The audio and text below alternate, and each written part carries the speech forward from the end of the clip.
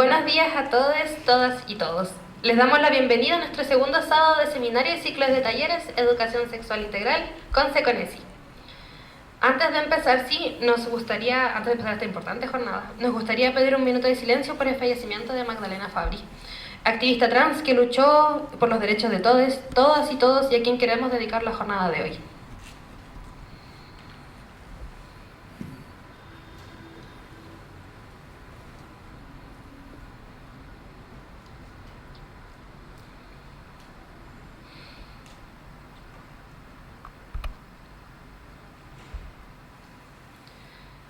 Queremos rendir homenaje a Magdalena a través de instancias que difundan el conocimiento y herramientas necesarias para poder seguir llegando a más personas y crear un mundo justo y con derechos e igualdad.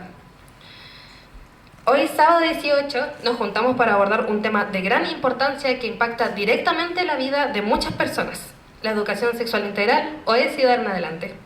La sexualidad es innegablemente un elemento fundamental y de la experiencia humana. Reconocer su importancia es esencial para el desarrollo saludable de las comunidades y de la sociedad en la que nos insertamos.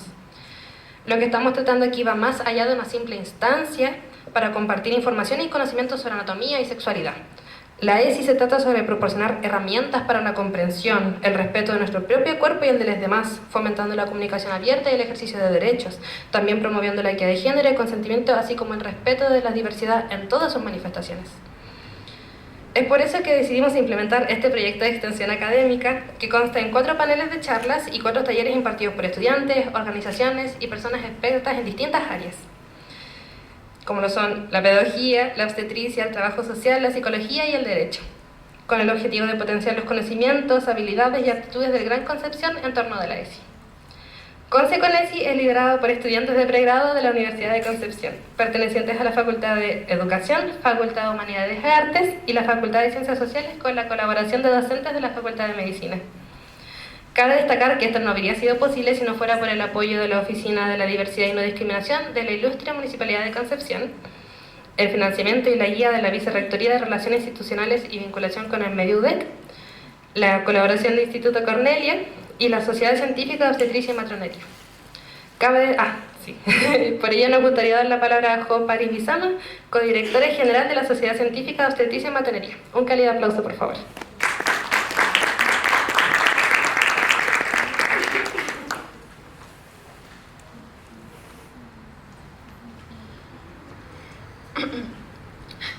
Bueno, como ya voy a presentar, igual les doy la bienvenida. Buenos días a todas las personas presentes. Soy Jo París Bizama, codirectora de la Sociedad Científica de Obstetricia y Matronería y también voluntaria de Instituto Cornelia. Hoy vengo en representación de ambas instituciones, en representación de lo que es la educación sexual integral, ya que, como bien mencionaba nuestra compañera anterior, no es solamente anatomía o fisiología, sino que vamos a abarcar muchísimas áreas. Nosotros lo que buscamos es acercar, facilitar y también poder integrar estos conocimientos para nuestra generación como generaciones mayores a quien les habla. Esto para que todas las personas puedan hacerse entes de cambio en la formación de las infancias y adolescencias que se encuentran en crecimiento, para que éstas puedan afrontar los futuros desafíos que les esperan en la vida. Nuestra labor va más allá de enseñar biología, anatomía o lo que ya les acabo de mencionar, sino que tener una visión completa de lo que es la educación sexual integral, que abarca desde lo fisiológico hasta lo psicoemocional de las personas. Y en este momento me voy a dar un pequeño espacio para poder dar unas palabras hacia Magdalena Fabri Lizagarre, que era una activista trans icónica de Concepción, y en sus propias palabras la vamos a citar: "Si ustedes no defienden lo que creen, nadie los va a defender. Y peor aún, con los que no pueden usar su voz, así que ustedes sigan adelante". Con esto me despido y con estas palabras le daremos un cierre a este pequeño discurso para que siempre la recordemos y estas palabras nos impulsan a poder seguir adelante. Muchas gracias.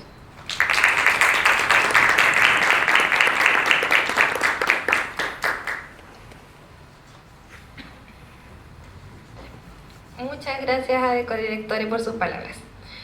Quisiéramos expresar nuestro más sincero agradecimiento a aquellas que están liderando este impulso por la educación sexual integral, ya sea desde el ámbito educativo, el ámbito médico, en términos de la crianza, en el activismo y en tantas otras manifestaciones que vemos a diario. Por su dedicación y esfuerzo a construir un Seconesi, muchas gracias. Sin nada más que agregar, damos paso a nuestro primer panel, que será moderado por Nick Spino, miembro de Concesi.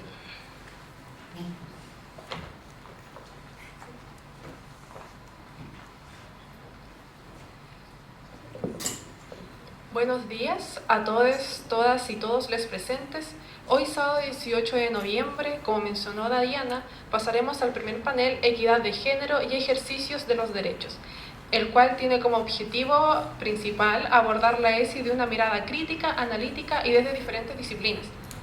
Les pedimos a los expositores que se mantengan sus asientos y pasen de a uno al podio a exponer. Recordarles también que las preguntas se realizarán al final de cada panel. Ahora daremos paso a Consuelo Herrera Monsalves, socióloga, diplomada en Género y Violencia de la Universidad de Chile y presidenta de ONG Amaranta.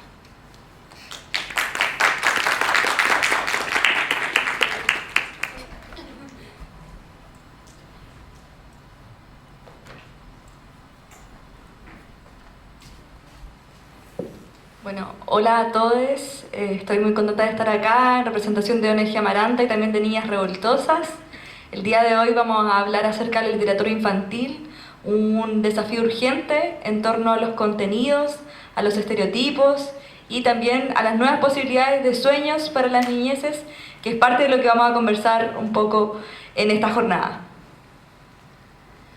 Bueno, los cuentos infantiles han estado presentes a lo largo de toda nuestra vida. Podemos recordar, por ejemplo, títulos como La Bella Durmiente, La Ratita Presumida, etc.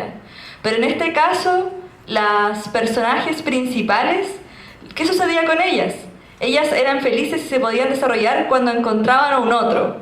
Lo que se conoce, por ejemplo, coloquialmente como la media naranja, o lo que podemos representar en el clásico final de Vivieron felices para siempre. Este final donde al encontrar a esta otra persona, generalmente un hombre, que las venía a salvar, amar o finalmente acompañar, ella podía desarrollar su personaje, es decir, a pesar de que era su propia historia, solamente se constituía en la medida que encontraba a otra persona, en este caso, hombre salvador y además hombre sabio, valiente, que es algo que también vamos a ver más adelante. ¿Sí? Seguimos. Acá, específicamente, lo que hablamos, voy a sacarlo un poco, ahí sí, es que finalmente las niñas y las mujeres de estos espacios tienen que cumplir ciertos roles y estereotipos de género. Y eso me parece importante, como a pesar de que son cuentos que tienen a personajes femeninas protagonistas, siempre ellas tienen que estar siendo salvadas, siempre tienen que estar siendo débiles, siempre tienen que estar siendo finalmente acompañadas por un otro. Por ejemplo, ¿qué personajes recuerdan ustedes que a pesar de ser protagonistas eran salvadas?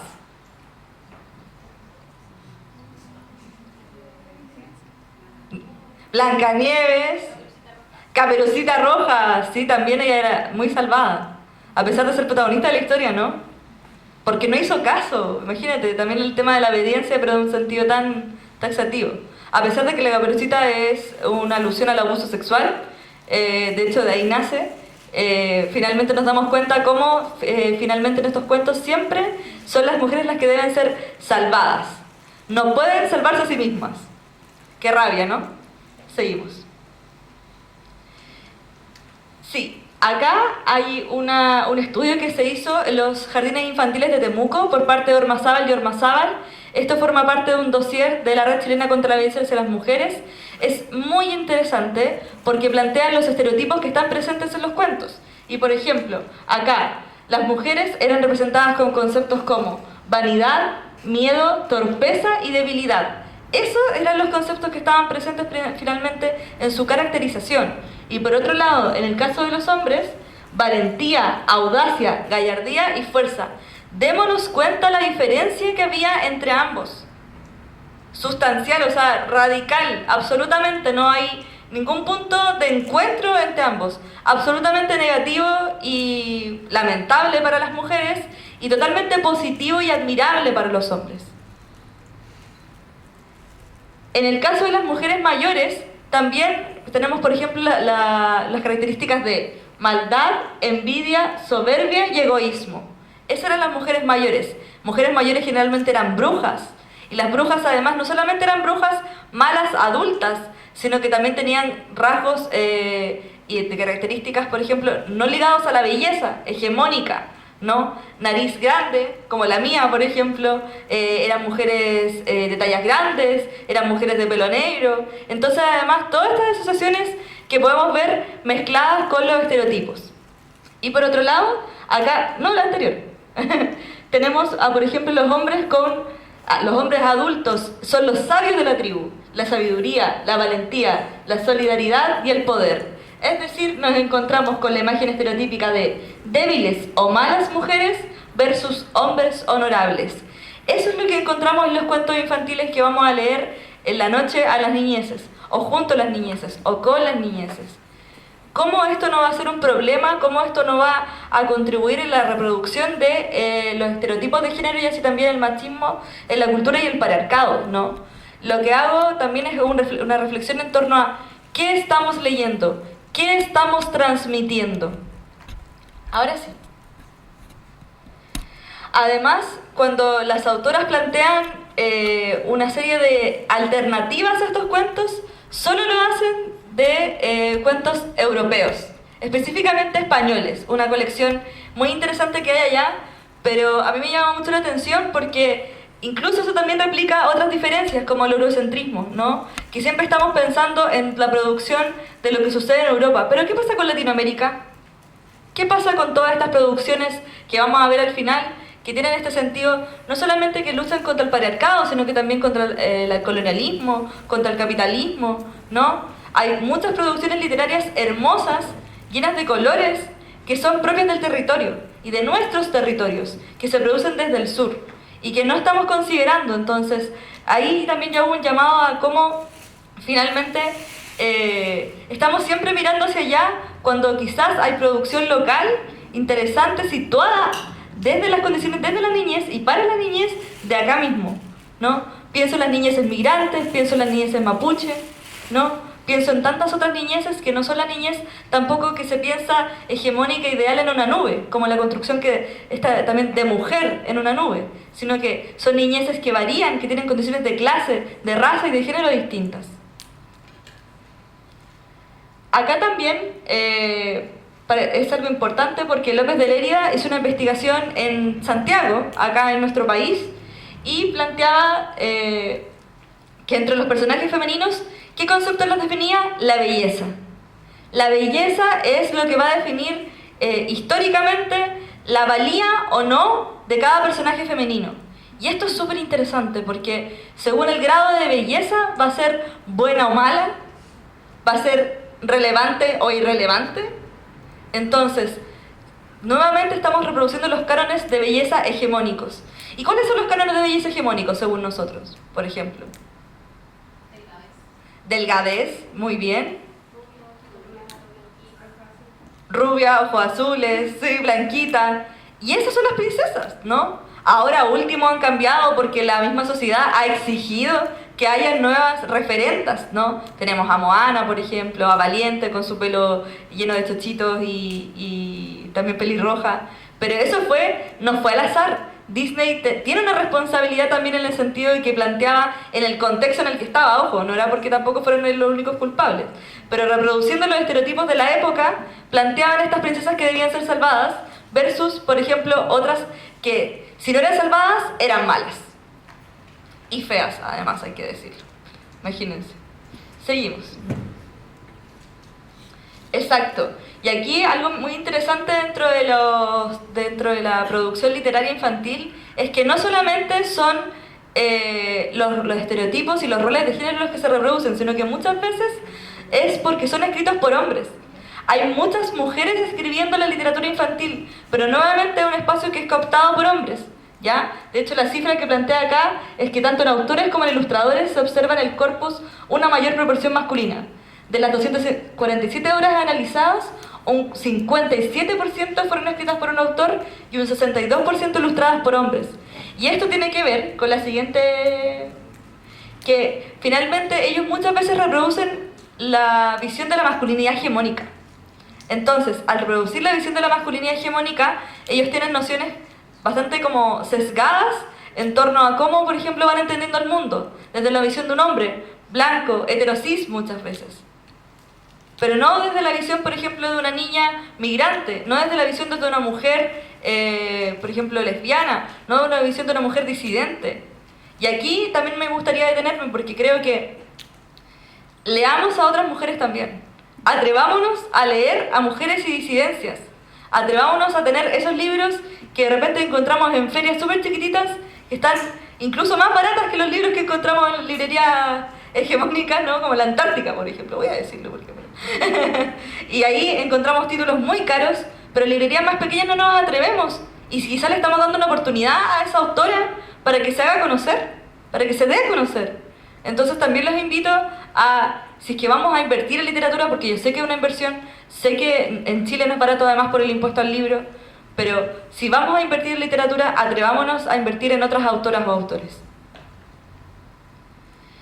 Y acá también, Fernández lo que plantea es que hace una revisión en torno a la carga de mensajes sexistas y discriminatorios en cuanto al género.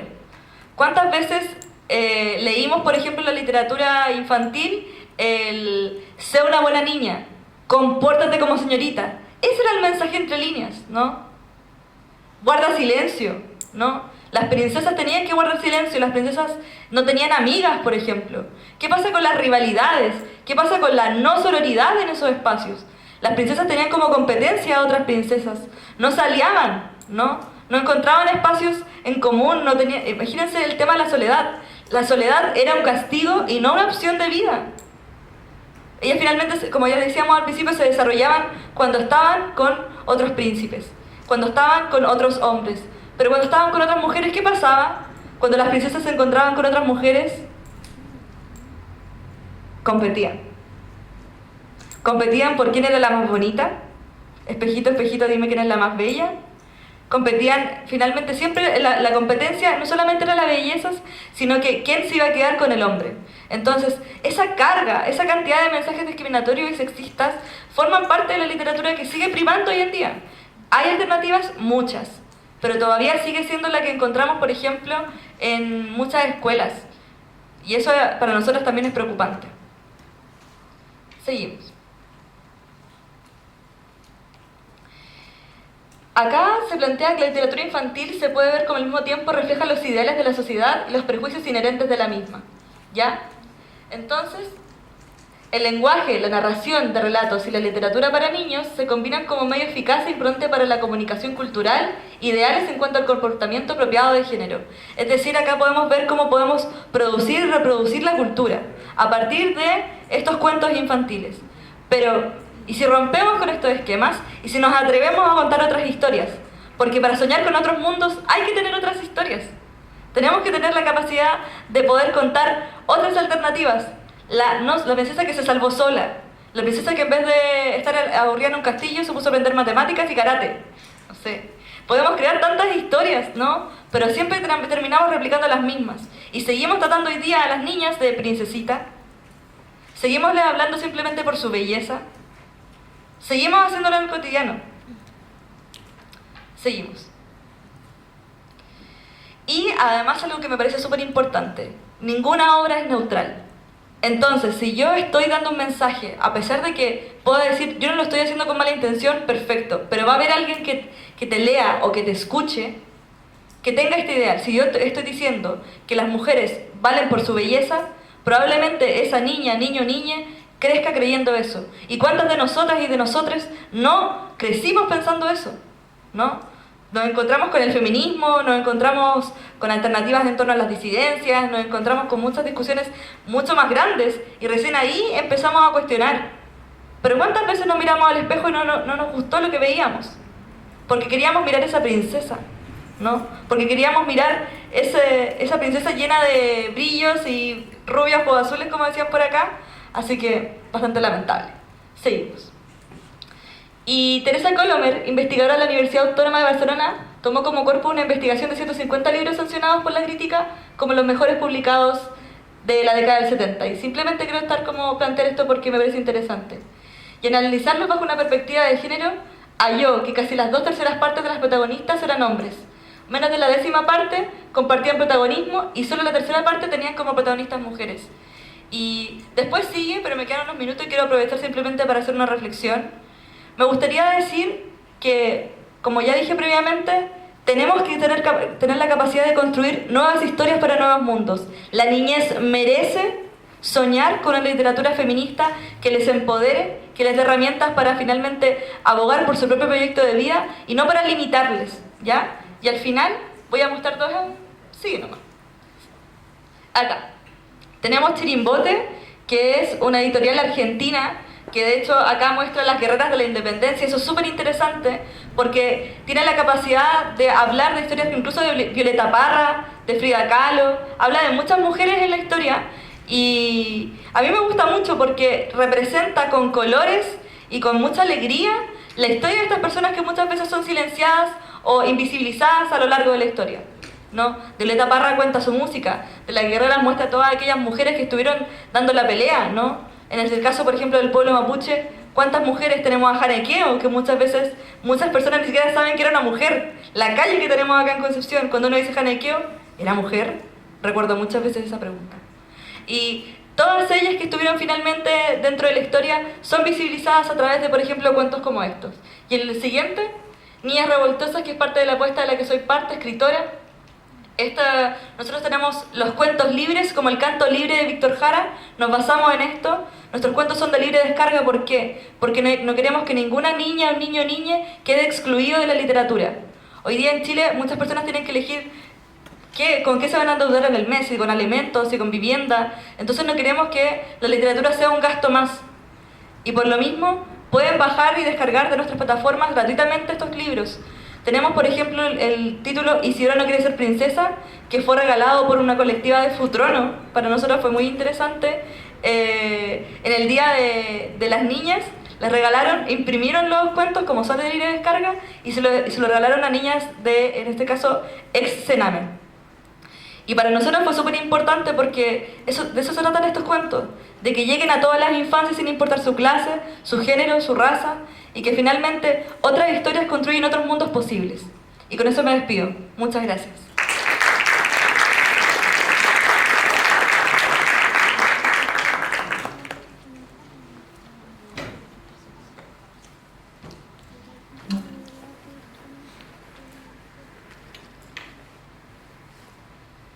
Agradecemos la presentación de Consuelo Herrera y ahora daremos paso a la relatoría de Francisca Enríquez y Yanitza Bustos, estudiantes de Trabajo Social, de Investigación sobre Violencia Simbólica y Derechos Sexuales y Reproductivos.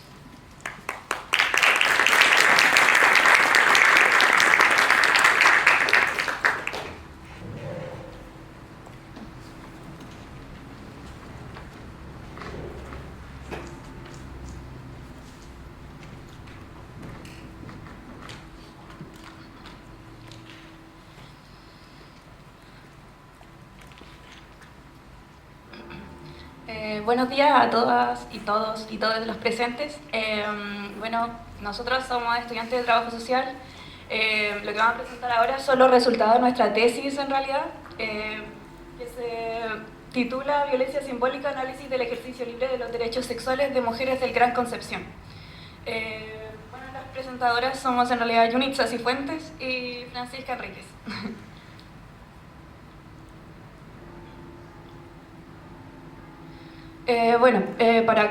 Para resumir un poco, nosotros vamos a presentar nuestros contenidos, que son la contextualización de esta problemática en realidad, cuál fue el diseño que nosotros seguimos para realizar esta tesis a grandes rasgos, y bueno, la importancia de esto es expresar nuestros resultados que obtuvimos, y finalmente las conclusiones y sugerencias.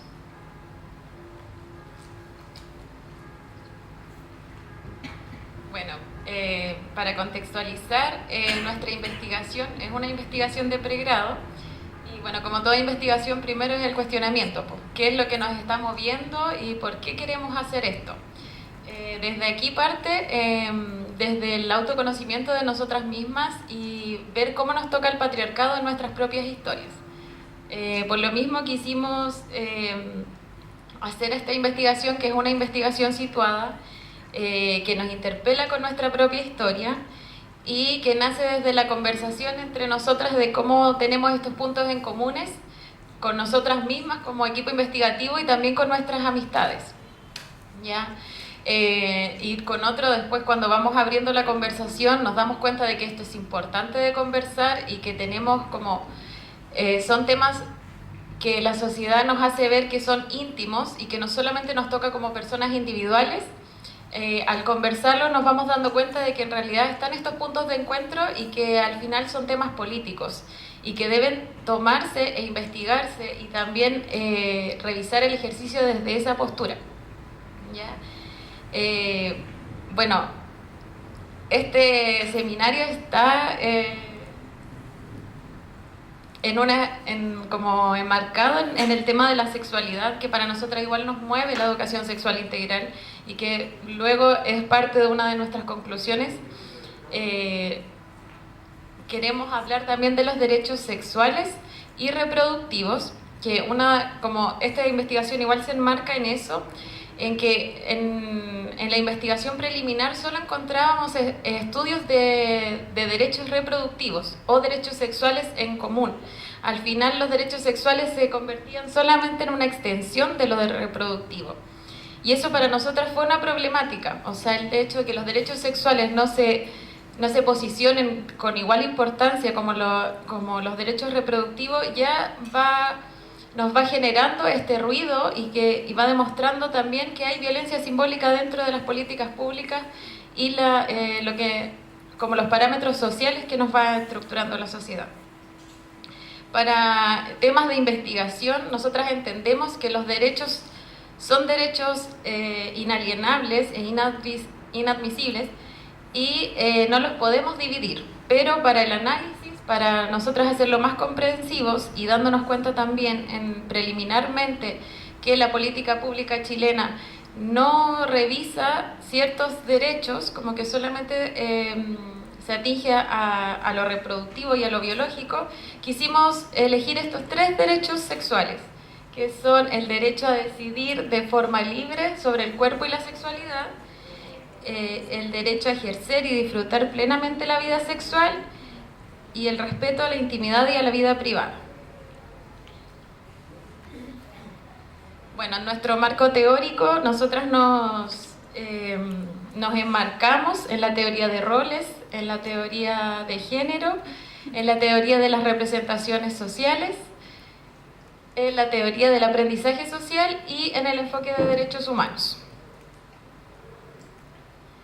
En cuanto a los conceptos que para nosotras son claves de entender nuestra investigación y para poder también socializarla, los términos principales son la sexualidad, el bienestar, el placer, la violencia simbólica y los derechos sexuales como tal.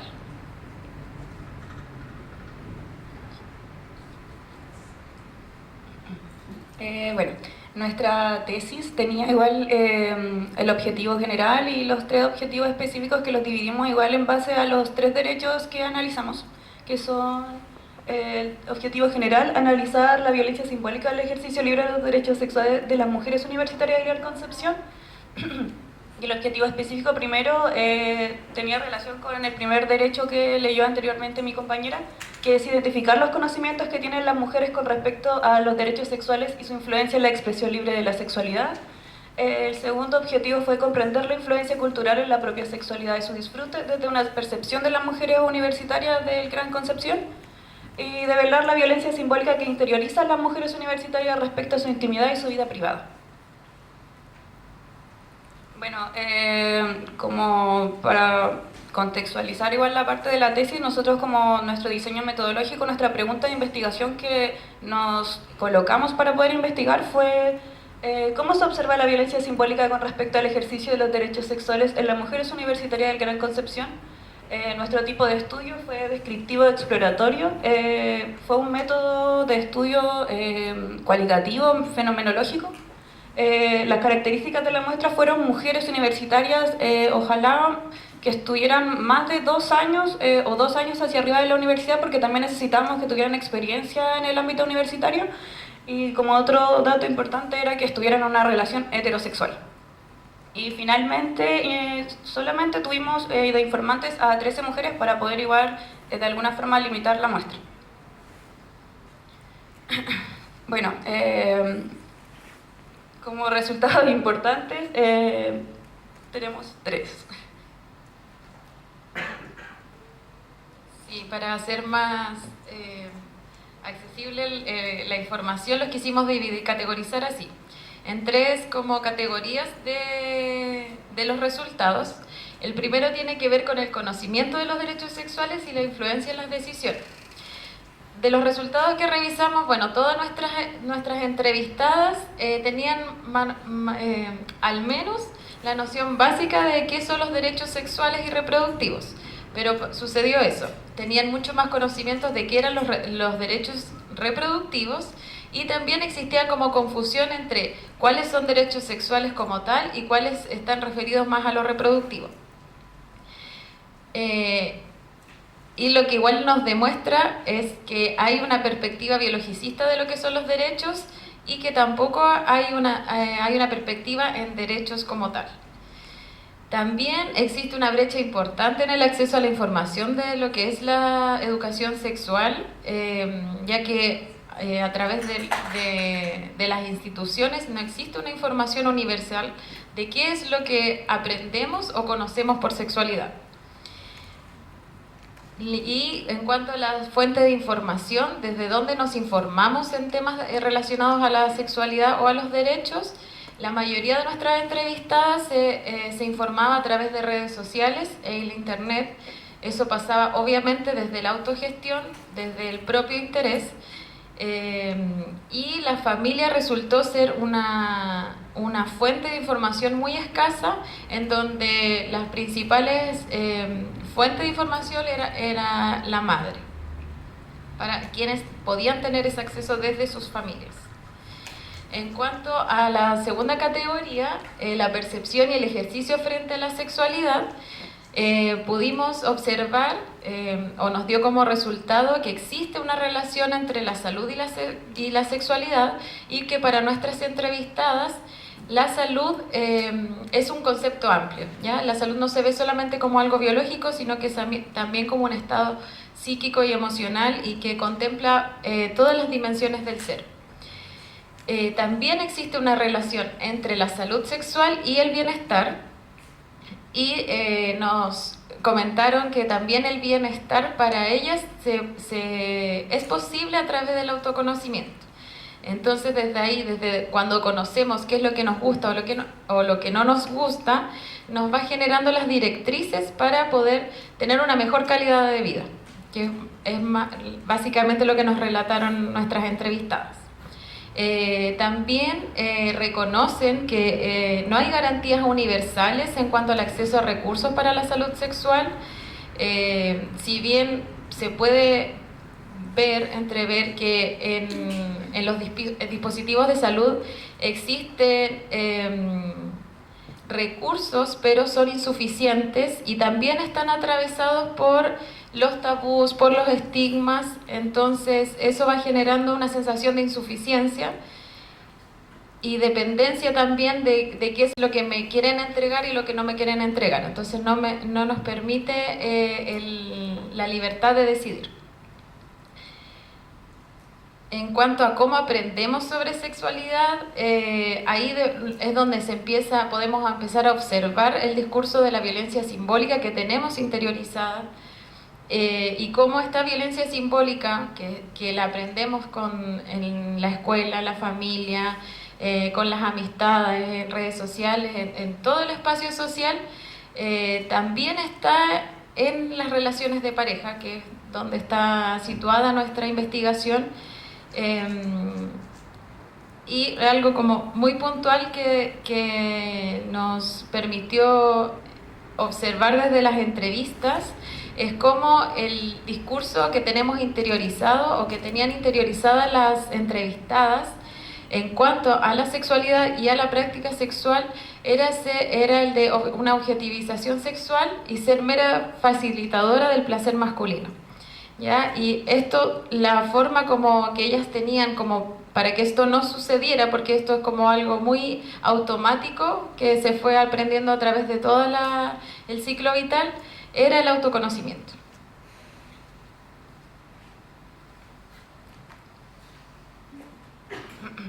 Bueno, finalmente, como último resultado, en cuanto a la percepción que tenían de su vida privada y de su intimidad, Bueno, la principal fue que había violencia simbólica históricamente, que las mujeres atraviesan estos estereotipos que coloca la sociedad, de que es lo que mencionaba igual anteriormente la compañera, que era estéticamente correcto, que se veía bien en una mujer, y esto en realidad igual lo único que conseguía era que ellas tuvieran visiones distorsionadas de ellas mismas, y esta coacción iba a afectar en la vida cotidiana, influyendo qué es reconocer el amor propio y cómo llevar una relación sana con su propio cuerpo.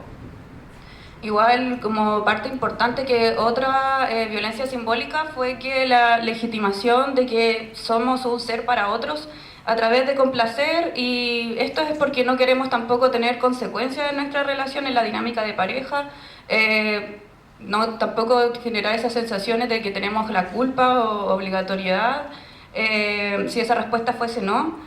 Y en realidad lo que nos dimos cuenta también es que ellas la ven meramente como una relación compartida, por lo tanto igual ellas se despersonalizan y pierden como toda esa sexualidad que en realidad igual es personal, no es siempre compartida, no es siempre en pareja. Y bueno, finalmente el hecho de que nos entristeció un poco fue que ellas consideraron que el ser mujeres es no ser una persona libre. También por el hecho de que hay lineamientos arbitrarios en la sociedad, que deben cumplirlos, de cómo deben comportarse y cómo hacer también para comportarse de esa manera. Y bueno, ellas obviamente asociaban el género masculino a un ser que tenía libertad, que tenía poder, que tenía la decisión de que ellos en realidad iban a ser complacidos de alguna forma. También es importante mencionar que fue naturalizado de las mujeres el vivir con miedo, con culpa, con vergüenza del hablar del tema de su sexualidad, y por lo tanto esto también hacía que había de alguna forma una incompatibilidad en cuanto a ellas mismas cuando tenían que abandonar ciertas áreas de su vida para poder desarrollarse en otras. Bueno, finalmente como conclusiones, y como todos ya sabemos, es necesaria la educación sexual integral, pero también una educación en derechos sexuales, porque siempre nos han educado desde los derechos reproductivos, de que es no embarazarse, de que no hay que prevenir, de que hay que prevenir enfermedades, pero no nos explican qué es lo que es el placer, cómo se disfruta, que no es solamente en pareja, que también existe una sexualidad más personal. Igual se necesitan esta apertura de estos espacios, que se agradece acá por lo menos, pero también se necesitan, no sé, en espacios más educacionales, a lo mejor no solamente como en municipalidades, también como que el Estado haga algún tipo de estas prácticas.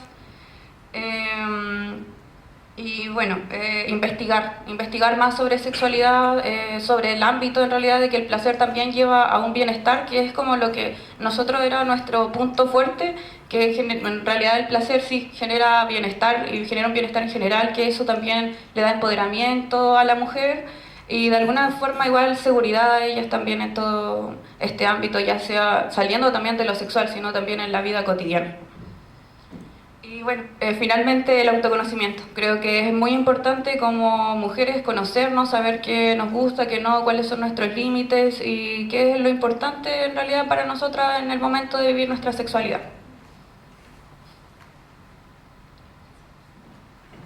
Bueno, para finalizar, dejar las invitadas e invitados e invitades a nuestra próxima actividad, donde vamos a hacer un seminario dentro de la Universidad de Concepción. Se llama Reflexiones Cualitativas, los derechos sexuales de mujeres locales en investigaciones de pregrado. Nos unimos con un grupo de compañeras que también estudiaron sobre sexualidad, investigaron sobre sexualidad, y bueno, los resultados están súper interesantes. También en esa instancia vamos a poder profundizar mucho más, ya que vamos a tener un poquito más de tiempo, entonces quedan invitadas a esta actividad que se va a realizar el lunes 27 a las 11 de la mañana en el Auditorio de Ciencias Sociales. Cualquier información o si están interesadas en la temática o en los resultados o conversar más y expandir la conversación, dejamos nuestros correos para si nos quieren escribir. Eso, muchas gracias.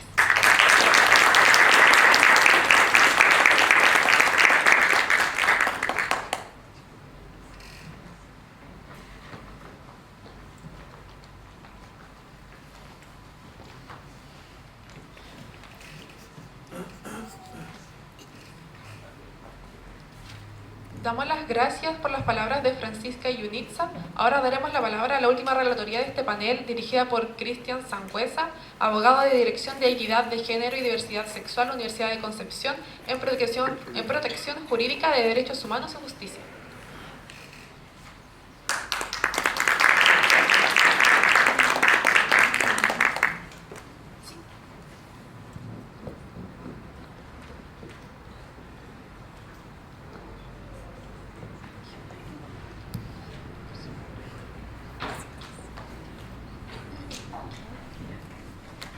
Hola a todos, todas, todes.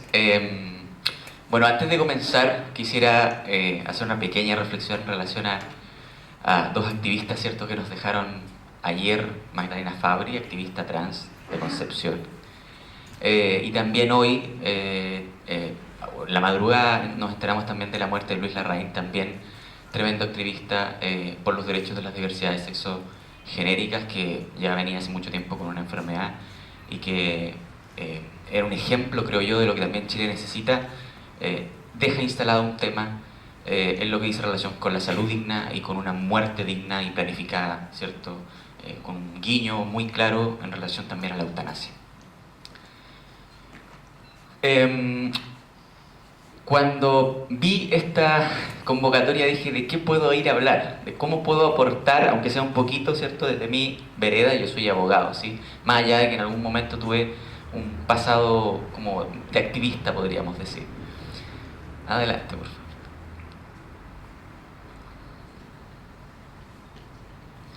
Entonces, lo primero es que vamos a ver algunas aproximaciones conceptuales, que las voy a pasar muy rápido porque asumo que aquí todas las personas presentes ya algo sabemos de género y derechos humanos, algunos estándares internacionales sobre educación sexual integral y cómo la perspectiva de género se relaciona con la educación sexual integral, ¿sí? Y algunos mitos en relación a la ESI.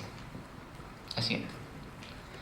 Entonces, bueno, como una pequeña aproximación conceptual, para que tengamos o manejemos todos el mismo lenguaje, vamos a entender que los derechos humanos son esos atributos inherentes a las personas, ¿cierto?, en el sentido de que solo le corresponden a ella, sin distinción alguna, es decir, sin distinción de origen, raza, orientación sexual, identidad o expresión de género, ¿sí? Son inalienables, indivisibles, interdependientes, absolutos y universales. Vamos a ver que la característica de ser interdependiente quizás es algo que se va a repetir a lo largo de la presentación.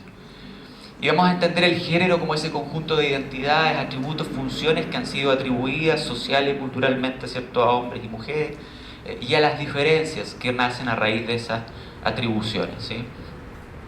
La siguiente, por favor. Y la famosa educación sexual integral, ¿cierto?, que nos convoca hoy aquí. Vamos a entender que esta educación sexual integral es un proceso que se basa en un currículum, o que la idea es que esté basado en un currículum, que nos permite enseñar y aprender acerca de los aspectos cognitivos, emocionales, físicos, sociales, ¿cierto?, de la sexualidad o de lo sexoafectivo. ¿Cuáles debiesen ser los objetivos de la ESI? Esta diapo y en general la siguiente está sacada de las recomendaciones de UNESCO. Preparar a niños, niñas, jóvenes y adolescentes para adquirir conocimientos, habilidades, actitudes, valores que les permitan, primero, realizar su salud, bienestar y dignidad como persona, desarrollar relaciones sociales, sexuales o afectivas de forma respetuosa, ¿cierto?, basadas en el consentimiento, considerar cómo es que sus elecciones afectan su propio bienestar, pero también el bienestar de las demás personas, y entender cuáles son sus derechos a lo largo de la vida y asegurarse de que ellos mismos, ellas mismas puedan efectivamente protegerlos si es que es necesario. La siguiente. Entonces, ¿qué características debiese cumplir según los lineamientos de UNESCO, ¿cierto? La educación sexual integral debiese ser científicamente precisa, y con eso me refiero a que debe estar basada en hechos, ¿cierto?, en investigaciones científicas, que tiene que ser gradual, empieza desde una edad, o debiese empezar desde una edad muy temprana, ¿cierto? Y la idea de que sea gradual es que a medida que vamos creciendo vamos aprendiendo sobre lo ya construido, ¿cierto? Tiene que ser, por supuesto, adecuada a cada edad y etapa del desarrollo, y aquí aprovecho de derribar ese mito, ¿cierto?, que se instala en algunos sectores de este país, que dice que, por supuesto, no le vamos a enseñar a un niño de 4 años, ¿cierto?, no sé, cómo poner un condón. Eso que puede parecer, se ríen aquí, pero es que parece ser ridículo hasta el argumento, ¿sí? Es evidente que la educación sexual tiene que ser adecuada a la etapa del desarrollo relacionada con el grado de madurez, ¿cierto? Y el ciclo, la etapa en el ciclo vital, del ciclo vital en el que se encuentra la persona, sin duda, ¿cierto? Y esto se relaciona además con un principio o un derecho, en realidad, que se estudia en materia de infancia, que es el derecho a la autonomía progresiva. Tiene que ser adecuada al contexto de la cultura, y con esto me refiero a que tiene que ser pertinente culturalmente, ¿cierto? No es lo mismo enseñar la educación sexual integral, probablemente, a un niño, no sé, de un sector más rural, ¿cierto?, que a un niño de una ciudad más urbanizada, por supuesto. Tiene que tener enfoque de género, y esto me voy a referir al final, y un enfoque de derechos humanos, ¿sí? La siguiente. Voy a tratar de dejar plasmado en sus cabecitas algunas ideas fuerzas en relación a los estándares, que es un concepto que los abogados, particularmente los que dedicamos a derechos humanos y derecho internacional, usamos mucho, esto de los estándares internacionales. Bueno, ¿qué son los famosos estándares? Son los lineamientos que la Corte Interamericana de Derechos Humanos, pero otros también órganos de protección de derechos humanos, han ido fijando en relación a determinados derechos. ¿Sí? Yo digo, siempre es el piso mínimo que los estados debiésemos cumplir para asegurar efectivamente la protección y el ejercicio de un determinado derecho. ¿Sí? Para atrás, por favor. Entonces, algunas ideas fuerzas relativas a esos estándares. Lo primero es que la educación sexual es parte, o se entiende como parte integrante del derecho a la educación, pero a su vez es un derecho en sí mismo, ¿ya? La educación sexual integral nos permite, ¿cierto?, asegurar el ejercicio de otros derechos humanos, y aquí es donde se relaciona con lo que yo les decía adelante. Los derechos humanos son interdependientes, ¿cierto? Generalmente se van ejerciendo unos con otros. La falta de ESI puede transformarse en una barrera en el goce y ejercicio de otros derechos, ¿cierto?, por esta característica de ser interdependiente. La educación sobre salud sexual y reproductiva debiese ser un componente obligatorio en la escolarización, y eso lo han dicho los diversos comités que supervigilan distintos tratados internacionales. Lo vamos a ver más adelante. Y evidentemente la ESI se relaciona con el derecho de las mujeres y niñas, no lo agregué ahí, a vivir una vida libre de violencia de género. La siguiente. Los principales aportes, de hecho todo lo que yo ya he dicho y lo que está en esta diapo, han sido construidos principalmente desde los órganos de vigilancia de los tratados. Me refiero particularmente al Comité del Pacto Internacional de Derechos Civiles y Políticos, el Comité de Derechos Humanos, que es el que supervigila el Pacto Internacional de Derechos Civiles y Políticos, el Comité del PIDES, que es el Pacto Internacional de Derechos Económicos, Sociales y Culturales, y me atrevo a decir que los dos últimos, que lo dije al final, el Comité de los Derechos del Niño y el Comité de la C2, ¿cierto?, la Convención Internacional contra toda forma de discriminación contra la mujer, ¿sí?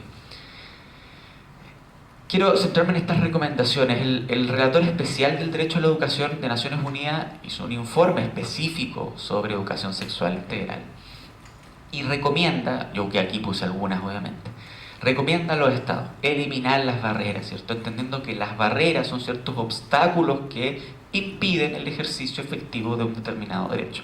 Podemos hablar de barreras en el acceso a la justicia, barreras en el acceso a la educación, barreras en el acceso a la salud, etc. ¿Sí?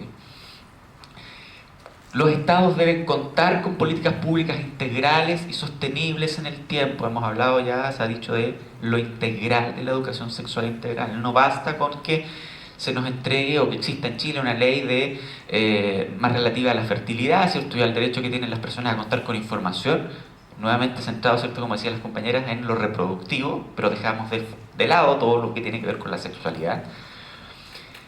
Debe incorporarse desde el nivel primario, obviamente teniendo presente la edad, la madurez y la etapa del desarrollo del niño, niña o adolescente, ¿cierto?, o joven. Nuevamente el concepto de la autonomía progresiva. Y se debe, y eso también es algo que yo releo, favorecer que se incluya a las comunidades. Las comunidades son o debiesen ser aliadas, ¿cierto?, de nosotros.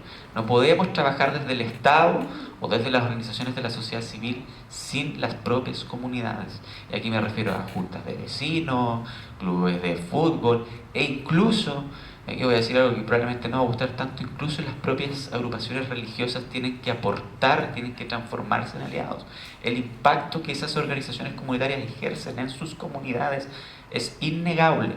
Nos podrá gustar o no nos podrá gustar algunas, pero el punto es que eso está. Y tenemos que buscar la forma de que esas organizaciones comunitarias o esas comunidades se tomen parte de esto. Sin ellos, sin las familias, además también, el Estado queda trunco. Y me voy a referir muy brevemente a una jurisprudencia que me parece muy importante, que es el caso Albarracín Guzmán versus Ecuador, que está en la próxima diapositiva. En este caso tiene sentencia de junio del 2020. Trata de una adolescente de 14 años que durante casi 2 años, desde los 14 a los 16, sufrió violencia sexual por parte del vicerrector del colegio al que ella asistía, que lamentablemente termina con el suicidio de Paola Albarracín Guzmán en Ecuador. ¿Qué es lo que dijo la Corte Interamericana cuando le tocó conocer este caso? Aquí yo puse algunas conclusiones. Y en relación a la educación sexual integral, nos dice: el Estado no adoptó las medidas adecuadas para abordar los actos de violencia sexual en el ámbito educativo, y lo subrayé porque es lo que tiene relación con lo que estamos hablando. No proveyó educación sobre derechos sexuales y reproductivos al adolescente, lo que potenció su situación de vulnerabilidad. Obviamente el Estado fue condenado por ser responsable de la violación de distintos derechos, ¿cierto? Y esto es algo que no dije delante. El derecho a la educación, si bien la educación sexual integral es integrante al derecho a la educación, yo dije se relaciona con otros derechos: el derecho a la vida, el derecho a la integridad personal, el derecho a la salud sexual y reproductiva, el derecho a la información, el derecho a la igualdad y la no discriminación, y podría seguir probablemente mencionándole un catálogo de derechos. Pero ahí la Corte, ¿cierto?, lo sanciona por esas violaciones: el derecho a la vida, integridad personal, protección a la honra, dignidad, educación, y por haber incumplido las obligaciones que tienen todos los estados de prevenir la violencia de género, o como dice ahí, la violencia contra la mujer, ¿cierto?, y abstenerse de realizar actos de violencia contra la mujer, ¿sí? Es un fallo, creo que me atrevo a decir que es uno de los primeros fallos que explícitamente se refiere a la educación sexual integral y cómo esta de alguna u otra forma produjo, ¿cierto?, o condujo a esta situación de vulnerabilidad en la que se encontraba esta adolescente, ¿sí? Y para cerrar, la importancia de la perspectiva de género, ¿cierto? Vamos a hablar de que la perspectiva, enfoque de género, como se le ha llamado también, es un marco de análisis, un marco que nos permite visibilizar esta asignación de roles, ¿sí?, y tareas diferenciadas entre hombres y mujeres. Y además, y esto es muy importante, revela la asimetría, ¿cierto?, de oportunidades y derechos que se derivan justamente de esa atribución de roles y estereotipos. La siguiente, yo siempre lo digo ahí, perdón, no sé si lo ven, yo lo veo como un lente eso de ahí, ¿cierto? Ya. ¿Por qué lo pongo? Porque no sé si mentora, pero mi inspiradora, por así decirlo, que fue la profesora Jimena Boché, siempre nos hablaba de eso, del lente de género, ¿cierto? De que la perspectiva de género era ponerse unos lentes de aumento, ¿ya?, que nos permite ver la realidad de otro modo. Y de hecho nos permite ver la realidad no solo desde el punto de vista del género. Cuando hablamos de la perspectiva de género y de estos lentes de aumento, que estoy citando la casi textual, hablamos también de interseccionalidad, de reconocer las distintas realidades personales en un contexto situado, ¿cierto? Hablamos de etnia, clase social, no sé, la pertenencia o no a un pueblo originario, por ejemplo. No es lo mismo ser una mujer lesbiana en el Chile actual que haber sido una mujer lesbiana en el Chile de los 70, de los 80, en un sector rural y además perteneciente a un pueblo originario, por ejemplo, ¿sí? Entonces, ¿cómo podemos aplicar la perspectiva de género a la ESI? O más bien, ¿cómo colabora en la aplicación de la perspectiva de género a la ESI? Porque nos permite visibilizar el impacto diferenciado que se genera a raíz de este orden de género, ¿cierto? Este sistema de organización social que va generando relaciones de jerarquía y subordinación entre hombres, mujeres y personas de las diversidades, ¿sí? Por supuesto, un orden de género, sabemos, patriarcal. Nos permite además trabajar con y para las masculinidades y las diversidades sexogenéricas, ¿sí? Y nos ayuda a ser consciente, lo que ya se ha dicho también, los roles y estereotipos de género. Si no trabajamos con perspectiva de género, no vamos a intencionar esa mirada. Y como decía la primera expositora, en el derecho nos pasa lo mismo. El derecho no es neutro. Los libros, decía ella, no son neutros. El derecho tampoco lo es, ¿sí? Y desde ahí, todo lo que nosotros construyamos desde el punto de vista de los derechos humanos no es neutro, o no debiese serlo. Debiésemos intencionar ponernos estos lentes y otros, ¿cierto? El lente de no sé, los ajustes razonables, tratándose de personas con discapacidad, por ejemplo, ¿cierto? Los lentes de la infancia también, en fin. Y finalmente, para cerrar, algunos mitos. Estos mitos, no puse la fuente, pero Agua también menciona esto porque lo extraje de una publicación de Todo Mejora, la Fundación Todo Mejora, donde yo también fui voluntario. Primer mito: niños y niñas no necesitan recibir ese. ¿Qué dirían ustedes?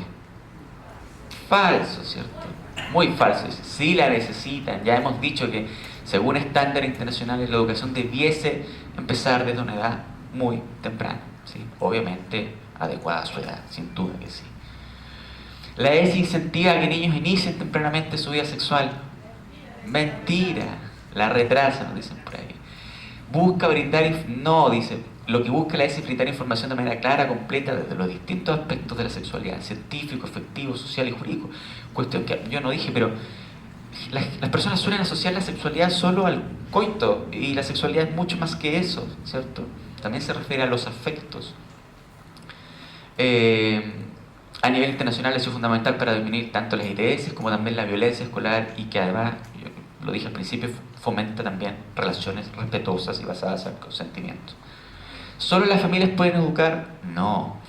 ¿Sí? De hecho, es labor principal del Estado, de los estados, hacerse cargo de este currículum con educación sexual integral. ¿Son importantes las familias y las comunidades? Por cierto que sí. ¿Tenemos que saber qué opinan? Por cierto que sí. Pero no es el rol único y exclusivo de la familia. La siguiente: busca adoctrinar a los niños y niñas con esto que llamaba la Iglesia Católica la ideología de género. ¿Qué dicen ustedes? ¿Buscamos adoctrinar a las niñez? Buscamos educar, dicen aquí, ¿sí?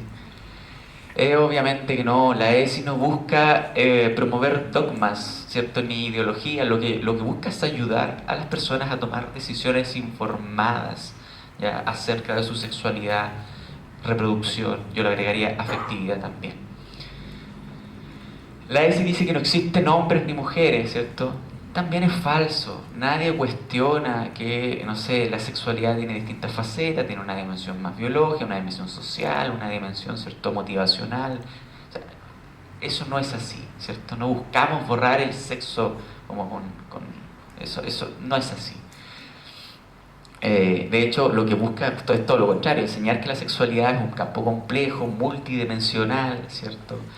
Busca enseñar acerca de orientaciones sexuales, identidades de género, expresiones de género, ¿sí?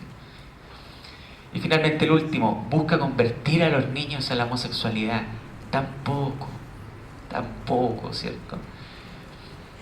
Lo que la ESI busca es que se enseñe acerca de afectividad y sexualidad de manera diversa. Eso sí es cierto. Queremos enseñar que la sexualidad es diversa, pero no por enseñar que la sexualidad es diversa el niño se va a transformar en gay o lesbiana.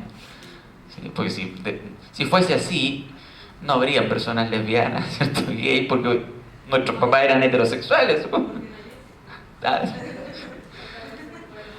Claro, además, yo no tuve ese en el colegio y igual salí gay, así que francamente no. Nadie me convirtió en nada, me convertí en mí. Bien, entonces, y esto es importante: ayuda a generar espacios inclusivos para estudiantes LGBTIQ A, N, B+, reduciendo la discriminación de personas por consideraciones de orientación sexual, identidad, expresión de género. Yo le agregué ahí características sexuales para también hacer el guiño a las personas intersex, ¿cierto? Bien, creo que es la última, no tengo más. Ahí está mi correo por cualquier cosa. Muchas gracias.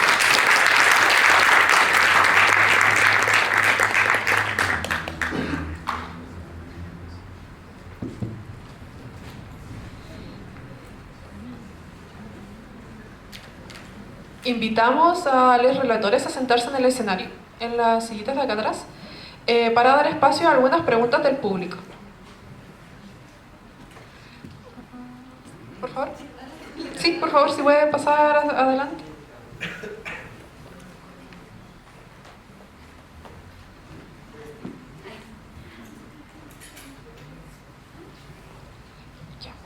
Ya. ¿Alguien tiene alguna consulta hacia...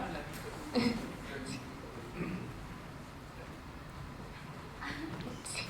¿Ahora está abierto el espacio de las preguntas? Si se puede acercar un poquito, que igual es cortito el cable del micrófono. Hola, buenos días. Para la primera expositora que habló de literatura, tengo una pregunta. ¿Cómo podemos hacer de que estas historias que son más populares, que vienen como con estos estereotipos, hacerlas más populares las nuevas? Porque es muy difícil, por ejemplo, uno está con niños y generalmente quieren seguir consumiendo esto que tiene un contenido audiovisual, pero no estas nuevas literaturas, aunque uno, no sé, pues se las compre o intente como leerles este cuento con otra perspectiva, es muy difícil que lo acepten, porque los niños igual piden, o sea, ellos... No sé si habrá algún método como para ayudar a eso o qué podemos hacer.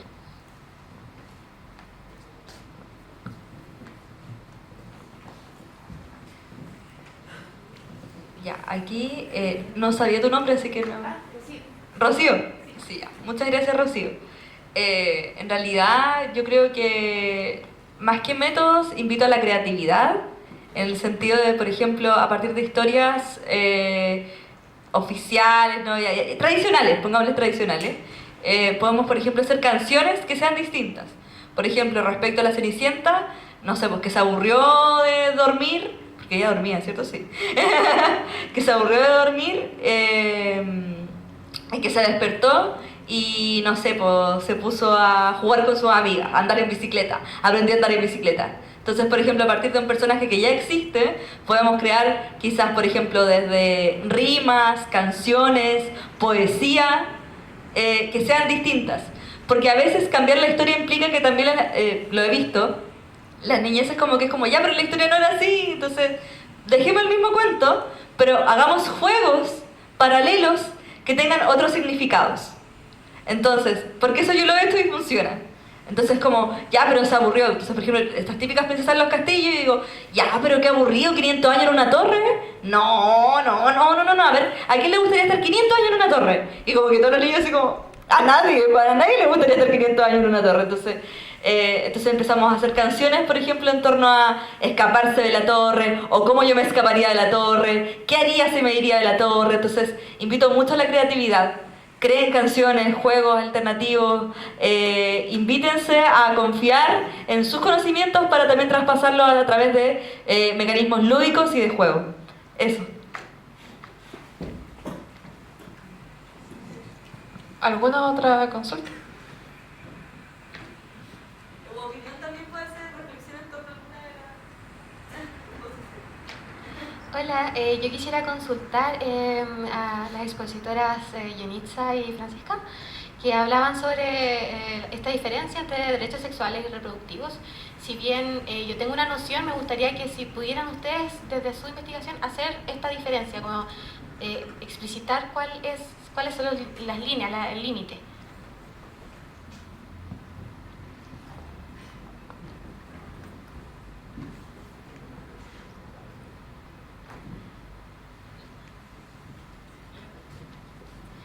Pucha, bueno, el límite es también igual lo que nos complicó un poco con la investigación, porque claramente es un límite muy sutil, entonces es muy difícil de ponerlo, pero nosotras tampoco somos expertas en el tema. Lo que nos sirvió es relacionarlo con el cuerpo, como con el cuerpo y con el placer.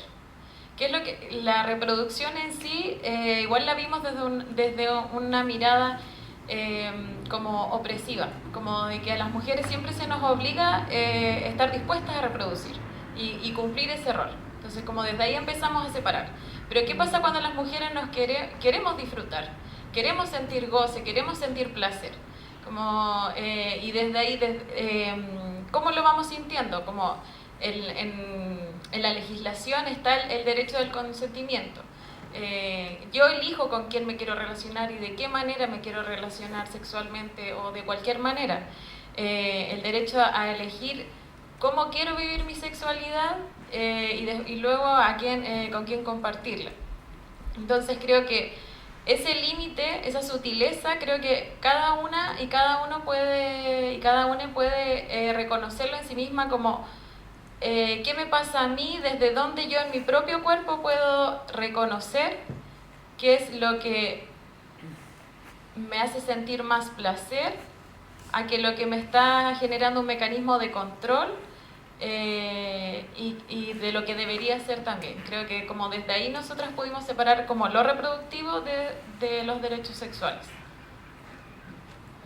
Bueno, para agregar algo muy corto, igual el hecho de que en el Estado como que están muy visibles en realidad los derechos reproductivos más que los sexuales. Como que eso igual lo vimos como una distinción muy importante, que es que para son alrededor, no me acuerdo cuántos son, como 12 o 13 derechos sexuales y reproductivos, y en realidad como que 3 pudimos verlos como sexuales y los otros son meramente más como reproductivos, que son como para la prevención de embarazos, en cuanto a la violencia, el tema igual de todo lo que es acceder a información, pero siempre es información como contra la reproducción, o el tema de las ETS y las ITS. Así que nosotros en realidad nos guiamos como por eso también, como cuáles son los más invisibles de alguna forma, por eso.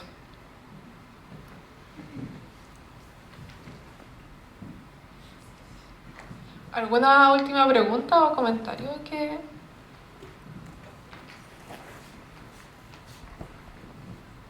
Bueno, muchas gracias. Mi nombre es Mercedes. Agradecer las exposiciones que tuvieron muy interesantes. Es para Cristian.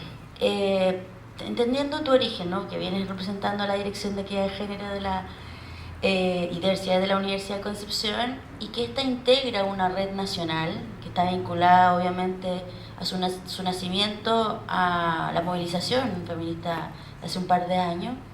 Este tema claramente no se ha posicionado como una prioridad, porque hay muchas prioridades desde las direcciones dentro del ámbito universitario, pero ¿qué hay respecto a la incorporación de la perspectiva de género en los planes de estudio, de las carreras que se ofrecen? Porque muchas de ellas tienen que ver con pedagogía, con temas asociados, ¿cierto?, a la atención de las personas, y que se vincula de alguna manera con este tema. ¿Qué hay a nivel nacional respecto a esta iniciativa? Gracias.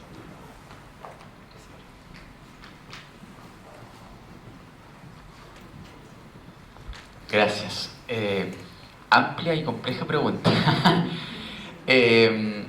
Bueno, primero me voy a referir a las universidades en general. Las universidades, particularmente las que pertenecen al Consejo de Rectores y Rectoras del CRUCH, ¿cierto? Tienen una comisión de género y están trabajando los temas de género con mucha fuerza. Y en particular en relación al rol que podrían cumplir las universidades, yo creo que pienso en instancias como esta, ¿cierto? Porque sabemos que la educación sexual integral tendría que partir a edad más temprana. No sé si en la universidad podríamos aportar desde ahí, ¿cierto? Desde el conocimiento, desde la pedagogía, desde las investigaciones, ¿cierto? Que nos presentaron recién aquí las estudiantes que son de la Universidad de Concepción. Yo creo que ahí las universidades tienen un rol importante de instalar el tema, ¿cierto? De patrocinar actividades, de auspiciar, ¿cierto?, iniciativas como estas para seguir difundiendo esto que es trascendental. No lo dijimos probablemente porque se nos olvidó, pero tenemos que recordar que en el 2020 tuvimos un intento fallido de tener ley ESI, ¿cierto? Yo lo recuerdo porque yo en ese tiempo todavía estaba en Todo Mejora y tuvimos que participar en la discusión y todo. Y bueno, el proyecto se archivó, después de un año entiendo que hasta el momento no se ha presentado otro. Y ahí sí yo creo que las universidades tienen un rol que aportar, evidentemente, a través de las direcciones de género. Y me voy a tomar un poquito para hacer propaganda, diciendo esto publicidad, no sé. Pero en relación a tu pregunta, Mercedes, porque la Universidad de Concepción está llevando a cabo hoy, hace un tiempo atrás, un proceso de certificación de mano del Programa de las Naciones Unidas para el Desarrollo, para certificarse en igualdad de género, y sin duda que uno de los ejes, que son muchísimos, o sea, son 5 ejes, pero la matriz es gigantesca. Uno de esos ejes tiene justamente que ver con lo que tú me preguntabas, ¿cierto? El cómo incorporamos la perspectiva de género, cómo transversalizamos la perspectiva de género en la formación, no solo en la formación académica de pre y posgrado, sino que también en la investigación, ¿sí? Y ahí reconocer también el trabajo de líneas de género de la Universidad de Concepción, que ha articulado, ha generado una red de investigadoras con una convocatoria maravillosa en las últimas semanas. Y el proyecto de transversalización de género de UCO, que lo coordina también la dirección, que también busca o tiene como objetivo efectivamente transversalizar y revisar el currículum para que estos cuenten efectivamente con perspectiva de género. Así que estamos trabajando para ustedes.